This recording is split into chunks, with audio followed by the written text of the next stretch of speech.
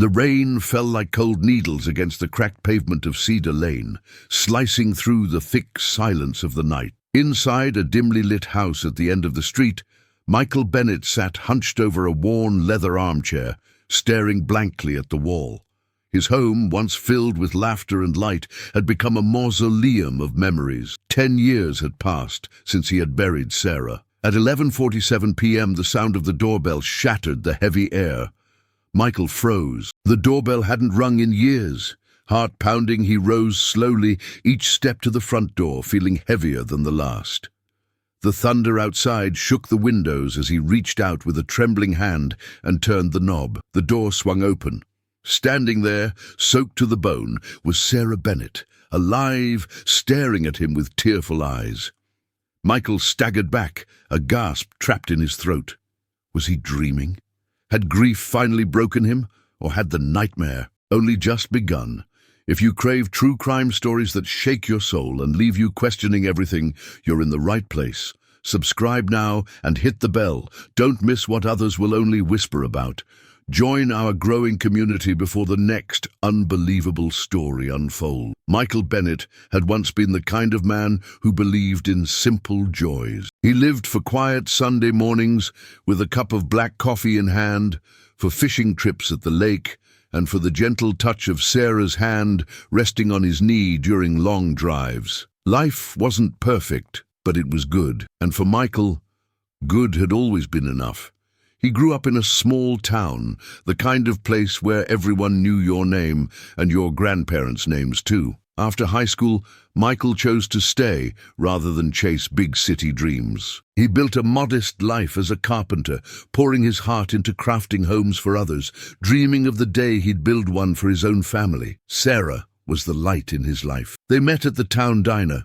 She was a waitress with a shy smile and eyes that seemed to carry entire worlds. Their love was the kind that didn't need grand declarations. It was steady, reliable, and deeply rooted. They married under an oak tree in her parents' backyard, surrounded by friends, laughter, and the scent of blooming roses. In the early days of their marriage, everything felt effortless.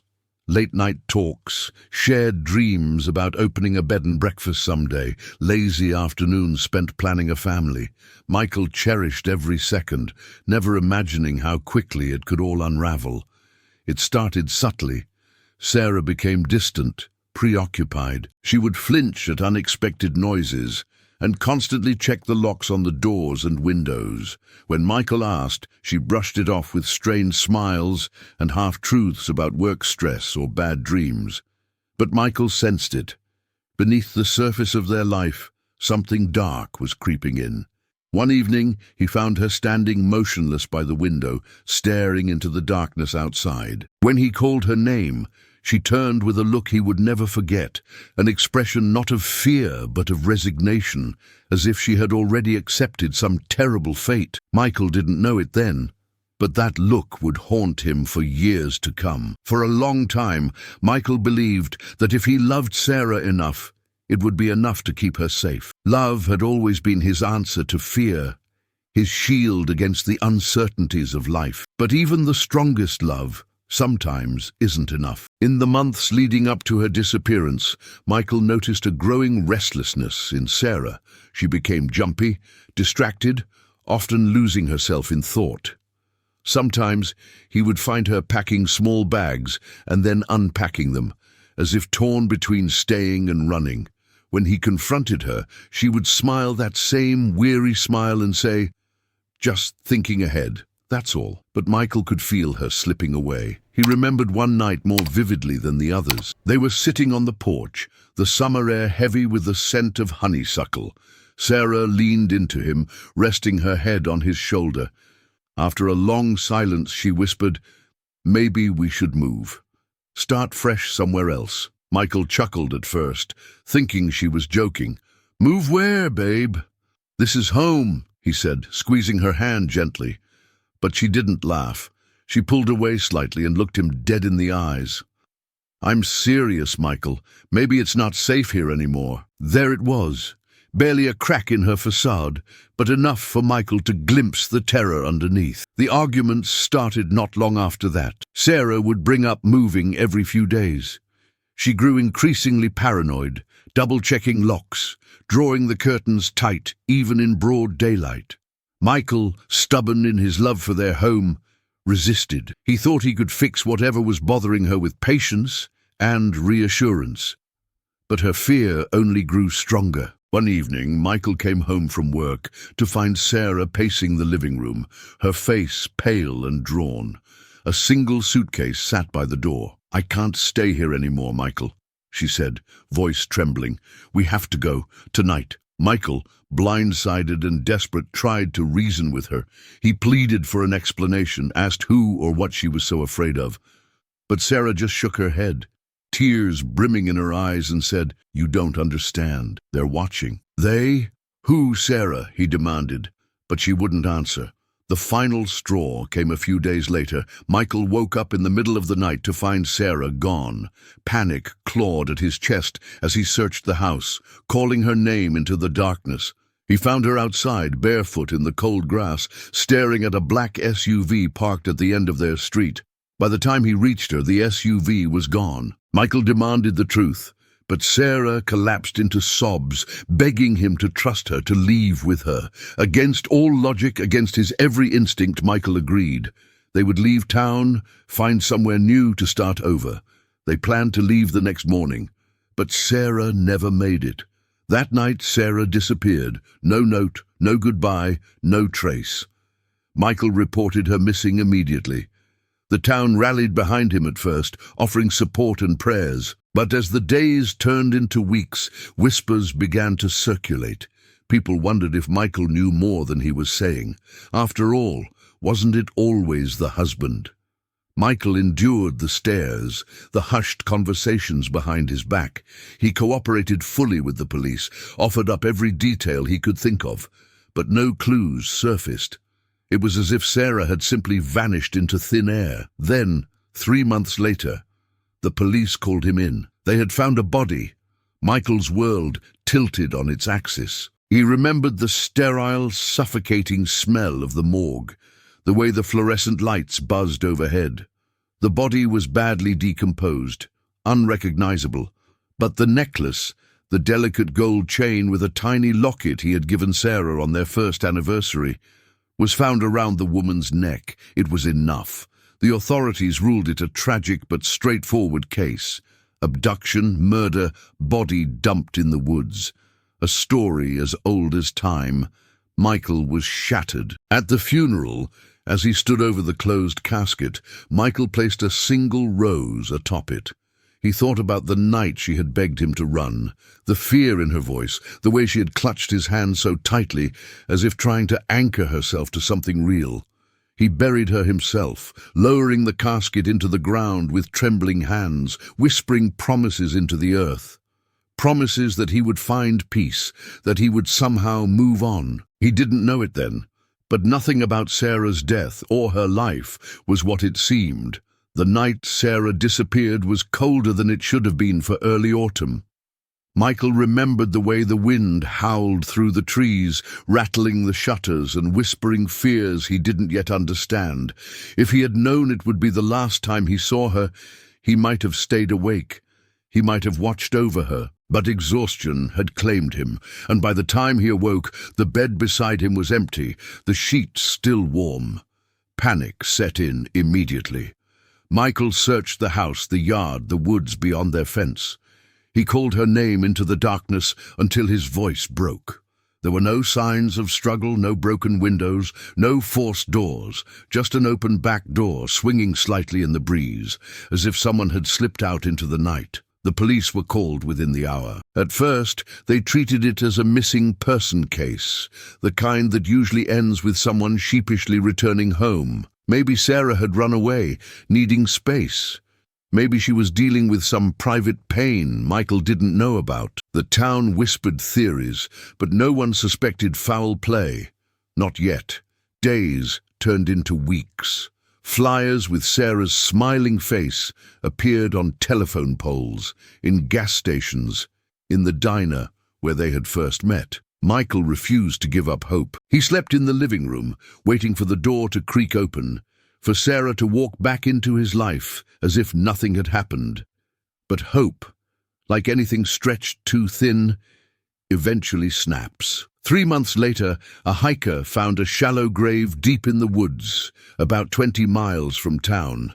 Inside, the police found the body of a woman, badly decomposed, unrecognizable. The only identifying feature was the gold locket found around her neck, the locket Michael had given Sarah on their first anniversary. The news shattered him. Michael was asked to confirm the identification.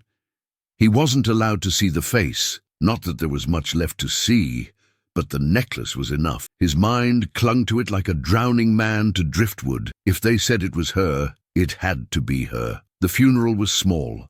Michael didn't want a spectacle. He buried her in the town cemetery, a modest grave under a crooked oak tree. Rain fell as he lowered the casket into the ground, his hands numb, his heart hollowed out. There was a detail that gnawed at him, though, a small, almost imperceptible inconsistency. The coroner's report mentioned a ring found on the body's finger, a plain silver band that Michael had never seen before. Sarah never wore rings aside from her wedding band. When he asked about it, the authorities dismissed it. Could have been given by the captor, they said. Could mean nothing. Michael wanted to believe them. He needed to believe them, because the alternative, that he had buried someone else, that Sarah was still out there somewhere, was too painful to consider. In the following years, Michael drifted through life in a fog. He sold the house, unable to bear the silence that had filled it. He moved into a small apartment closer to town, working odd jobs, keeping to himself. The world moved on around him, but Michael remained trapped in that moment, the night the door swung open and she was gone. The guilt gnawed at him. He should have left when she asked. He should have believed her. Every strange noise, every glimpse of a dark car in his rearview mirror reignited old fears.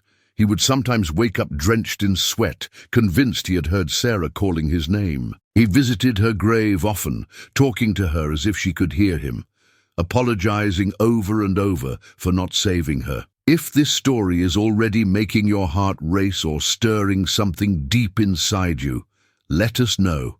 Hit the like button and share your thoughts in the comments. Every story we tell becomes even more powerful with your voice. Your perspective matters, now more than ever. 10 years blurred into one long grey haze. Until the night the doorbell rang. When he saw her standing there, soaked by the rain, trembling, eyes wide with terror, his mind refused to process it. Sarah, alive. The same woman he had buried. She didn't speak right away. She just stared at him, as if unsure whether he was real. Her clothes were torn, mud caked her shoes, and her hands were shaking. Michael stepped back instinctively, the ground shifting beneath his feet. "Sarah?" His voice cracked. Disbelief wrapped around the single word. She nodded slowly, tears spilling down her cheeks. He reached out, almost afraid to touch her, afraid she would vanish like a ghost. His fingers brushed her wet hair, and she flinched violently, pulling away.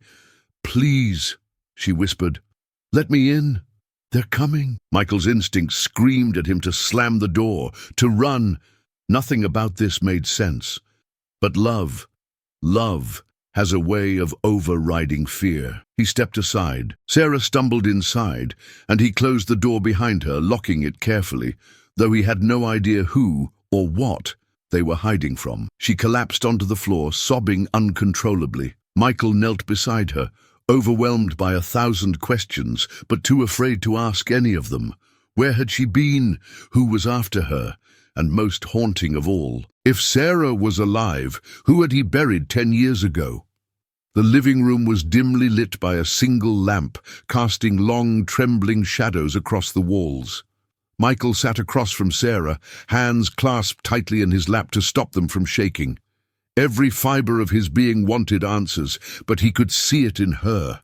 Sarah was broken, frayed at the edges, held together by sheer will. For several minutes, Neither of them spoke. Only the sound of the storm outside filled the silence. Finally, Michael leaned forward, voice low. "Sarah, what happened to you?" She hesitated, her eyes darting to the windows as if expecting someone, or something, to burst through at any moment. Then, in a voice barely above a whisper, she began to unravel a story that shattered everything Michael thought he knew. 10 years ago, Sarah discovered something she was never meant to see. Working at the local real estate office, she stumbled upon a series of shady transactions. Properties bought and sold under false names, massive amounts of money moving offshore. It wasn't just fraud, it was something darker, something tied to people with power. Sarah had confided in a friend, a woman named Melanie Carter, who promised to help her expose it.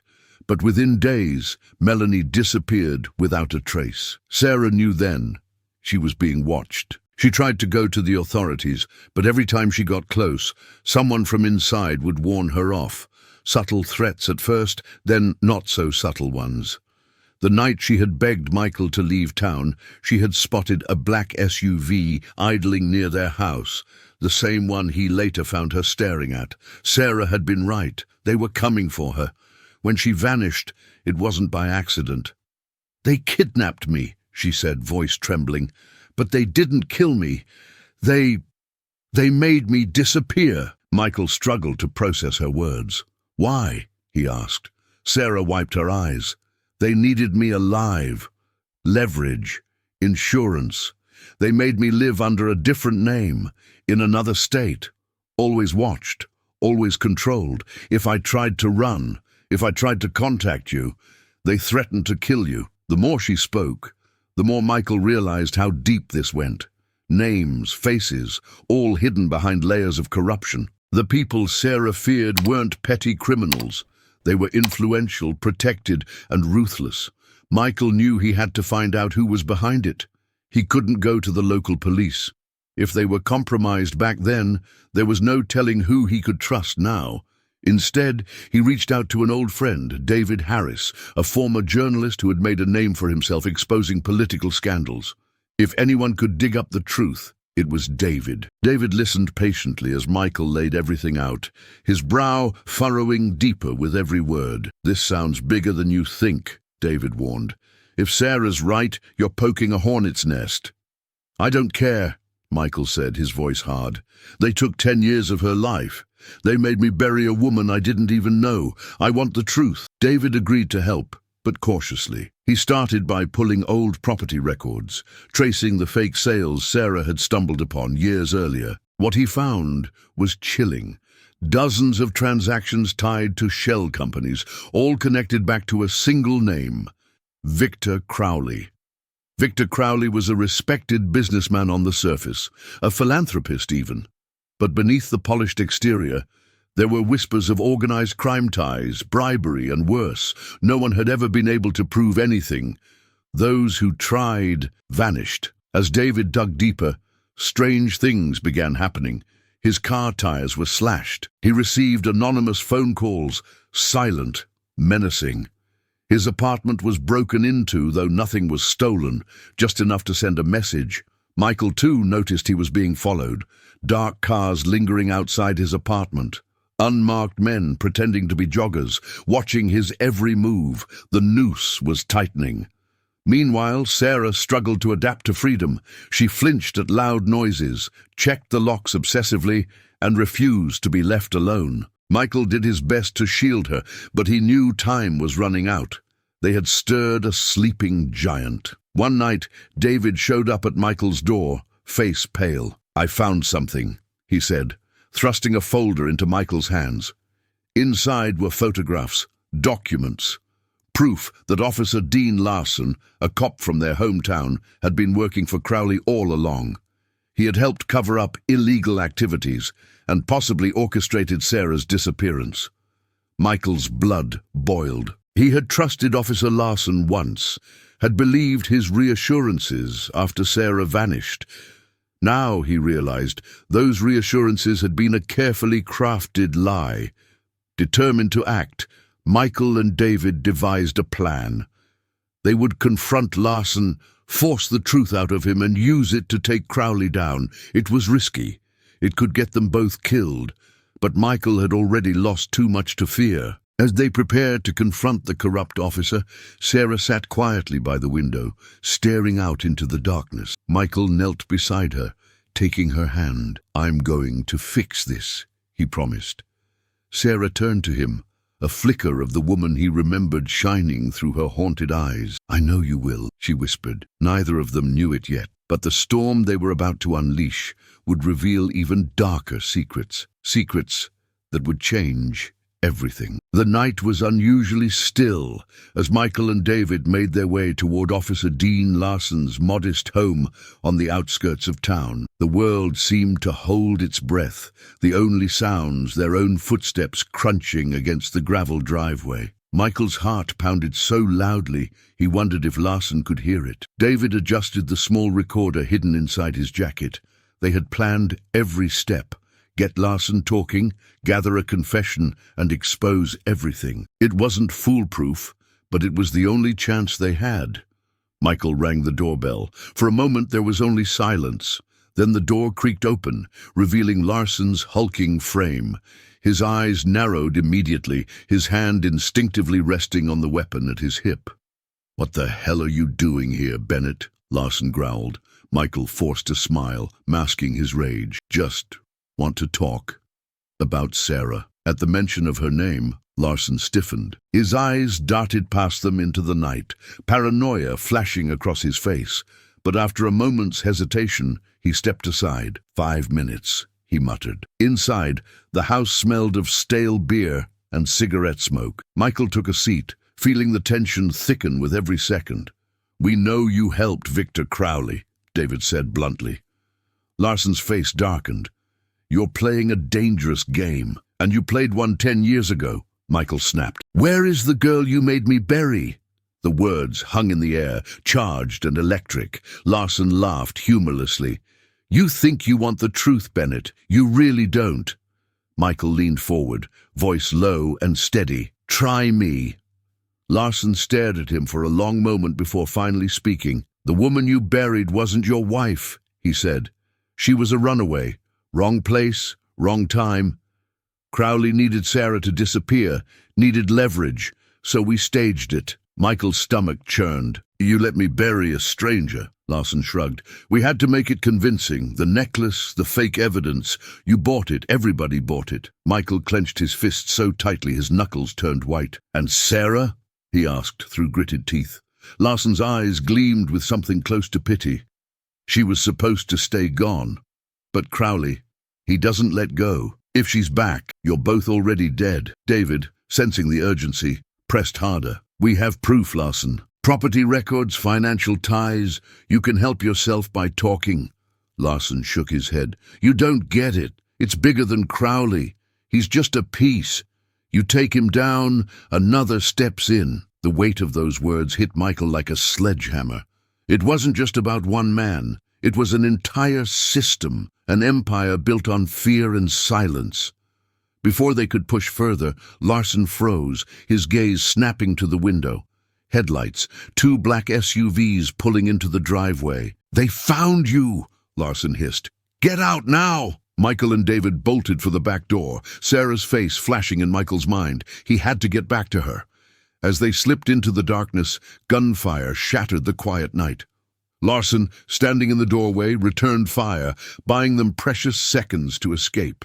They didn't look back. Back at Michael's apartment, Sarah was waiting, pacing anxiously. When they burst through the door, breathless and bleeding from minor cuts, she ran to them. "What happened?" "They know," Michael gasped. "We have to move, now." They grabbed what little they could, cash, documents, burner phones David had brought just in case, and disappeared into the night. David made arrangements for them to hide in a safe house 3 towns over, a rundown cabin surrounded by dense woods. It wasn't much, but it was off-grid. There, under the flickering light of a single bulb, they regrouped. Sarah, finally away from immediate danger, told them everything she hadn't before. Crowley had planned to use her as leverage against a rival within his network, but when things changed, she became a liability. Instead of killing her, they buried the fake body to close the chapter and moved her across state lines, keeping her under constant surveillance. The man assigned to watch her, the one who ultimately helped her escape, was someone she had trusted once, a former cop turned enforcer who grew a conscience too late. He paid for it with his life. Sarah's escape had been chaotic and unplanned. She hadn't dared try to contact Michael directly, knowing it would put him in immediate danger. But after 10 years of running, something inside her broke. She had to see him again, no matter the risk. Listening to her story, Michael felt a rage so profound it nearly consumed him. They had stolen her life. They had stolen their life, and he wasn't going to let them get away with it. David proposed a dangerous plan: expose Crowley and his network through an independent journalist willing to take the risk. It was the only way to avoid crooked cops and corrupted courts. It would be dangerous. They might not survive it. But they had to try. Because now, it wasn't just about Sarah. It was about every innocent life crushed by men like Crowley. The next day, they made contact with a journalist known for taking down powerful figures. Her name was Alicia Marlowe, and she agreed to meet them in a secluded diner. As Sarah told her story, Alicia recorded every word, her expression grim. When they handed over the evidence David had gathered, the property records, the links to Officer Larson, the financial trails leading to Crowley, Alicia leaned back and exhaled sharply. "This," she said, "is going to shake the ground."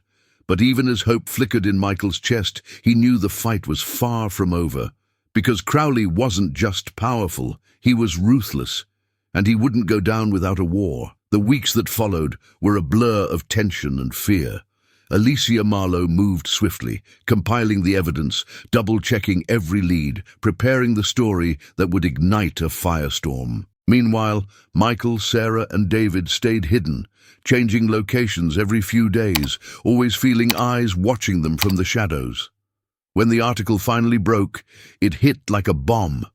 The headlines splashed across news sites and televisions nationwide: "Real estate mogul tied to disappearances, corruption, and murder." The evidence was irrefutable. Alicia had woven the story into a damning exposé that implicated not just Victor Crowley, but a web of officials, including Officer Dean Larson, who had quietly resigned days before the story went live. The fallout was immediate and brutal.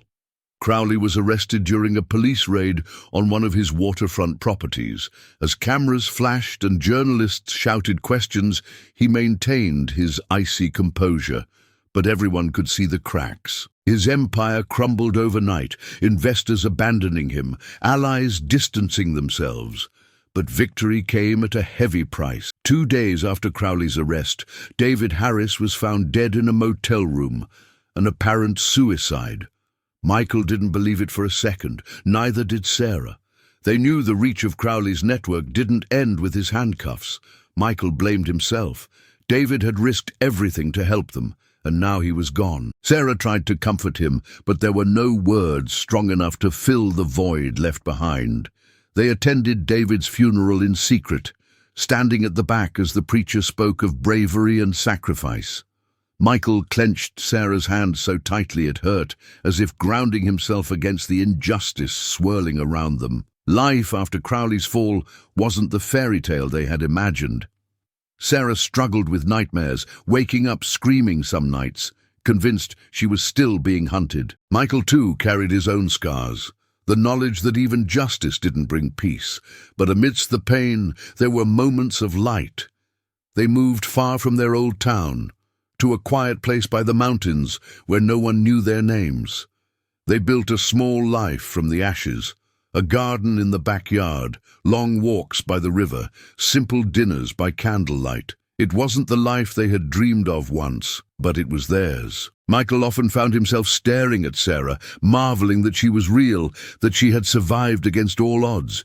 He had buried a stranger, grieved for a woman he thought was gone forever, only to have her return to him by a twist of fate so improbable it felt like a miracle. Sometimes, when the past clawed at him too hard, he would sit by the fire and remind himself, love had saved them. Not perfectly, not painlessly, but enough. And in a world so often ruled by cruelty and greed, sometimes enough was the most powerful thing of all. Michael and Sarah's story reminds us that sometimes the greatest battles are fought in silence, and survival comes at a cost far beyond what we can see. Now, I want to hear from you. What would you have done if the person you loved disappeared without a trace? Would you have been able to move on, or would you have kept searching no matter the cost? Drop your thoughts and theories in the comments below. I read every single one, and I'm always amazed at the insight and empathy this community shares. If this story moved you, if it made you feel the weight of hope and betrayal, share this video with someone who loves true crime as much as you do. And don't forget to subscribe to the channel and turn on notifications so you never miss another incredible story like this one. Because sometimes truth really is stranger and far more heartbreaking than fiction. Thank you for watching. Stay safe out there.